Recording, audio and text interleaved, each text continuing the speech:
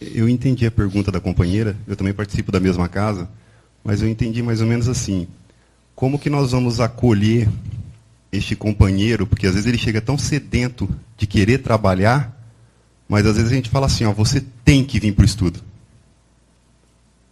Porque ela já participava de atividades, já estava bastante ativa no movimento espírita em outra região, e ela não quer chegar ali e ficar, de repente, só estudando, ela quer também trabalhar. Envolvemos imediatamente? Não, aguardamos? Isso é uma outra dificuldade. Uma pessoa pode chegar aqui no Paraná e dizer, olha, eu participava lá no Grupo Jardim das Oliveiras, eu sou bom para cachorro, incorporo, escrevo, vejo, dou cambalhota, eu quero logo assumir. Aí tem uma diretoria sobrando? Ela frequentava, fazia tratamento de desobsessão lá conosco. E fugiu.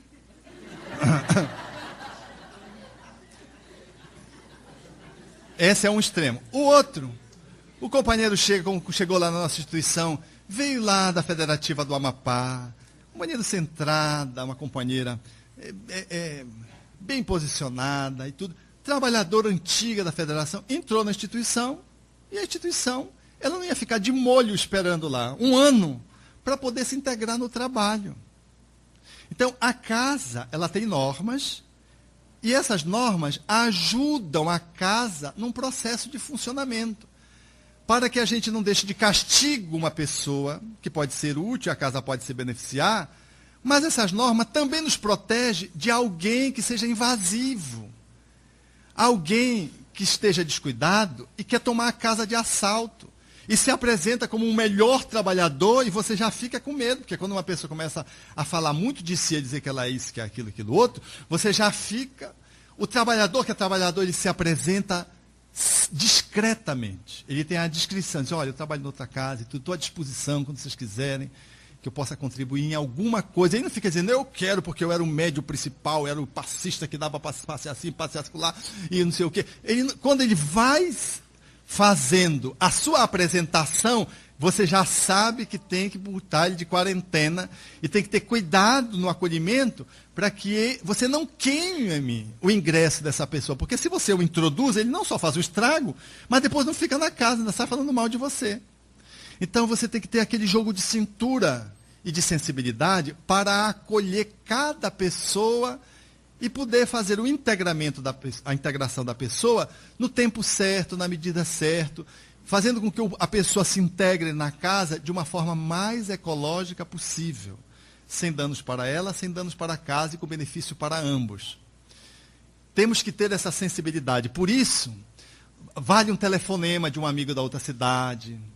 Né? É bom, de bom tom, quando vai um companheiro assim, e eu conheço alguém na cidade, eu sempre procuro, ou então faço uma referência por escrito, para poder dar alguns elementos àquele que está recebendo a pessoa que vai de Belém, nesse sentido de poder valorizar aquela pessoa que tem muitos recursos, que pode ser integrada de uma forma mais rápida e sem prejuízo nenhum. E isso é bom fazer, essa comunicação que a gente pode fazer entre aqueles que se conhecem no movimento espírita. Para isso, as federativas funcionam como excelente elemento de referência, filtradores dessas ocorrências. Normalmente, quando uma pessoa viaja para um estado e vai para as capitais, a casa de referência é a federativa, porque a federativa vai dar os outros caminhos, as casas que a pessoa pode se localizar, se integrar, e dependendo dessa circunstância, cabe ainda uma comunicação adicional. Mas é importante que haja muito cuidado.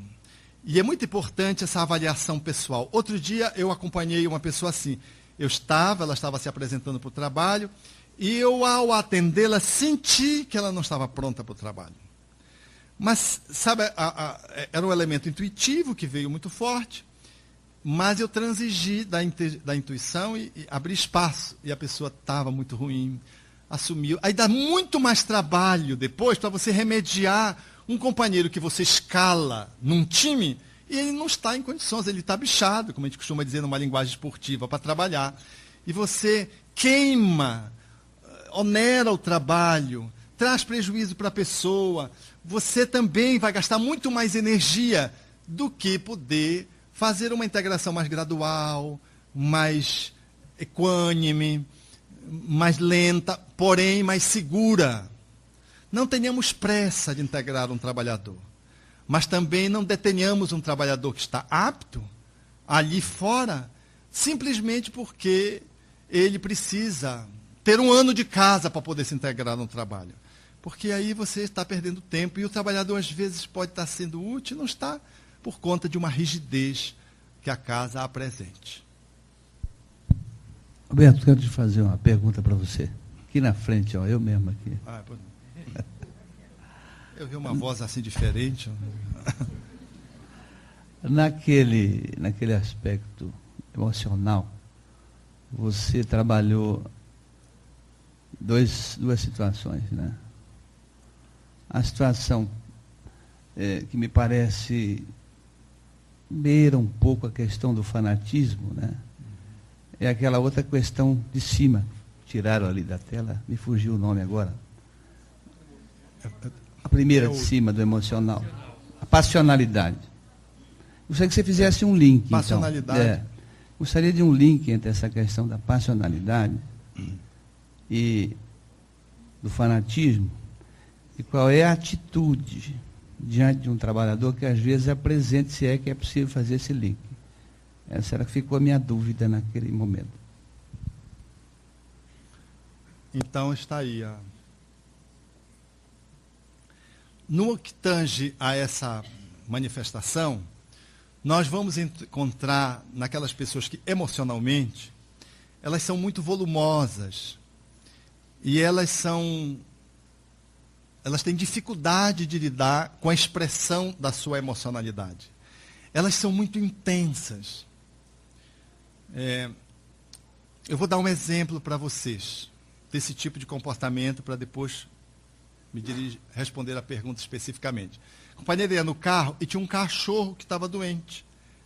A pessoa parou o carro numa rua, viu o cachorro e disse: ele deve estar com fome. Tirou comida para o cachorro não comia.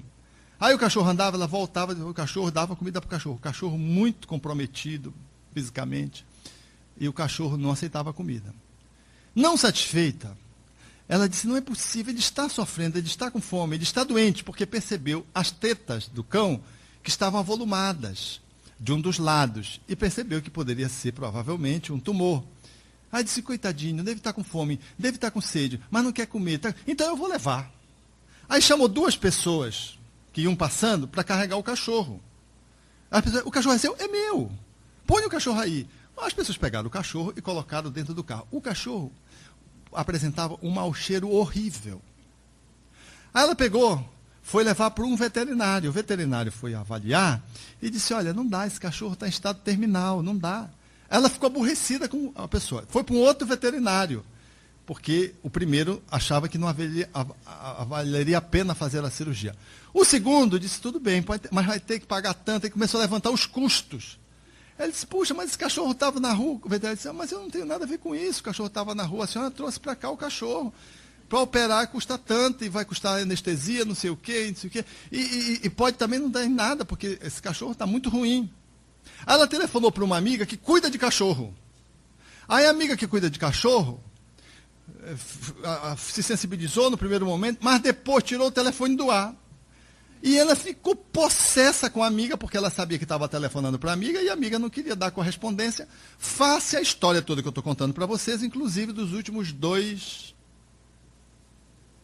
veterinários. Isso foi um tema de consulta médica terapêutica.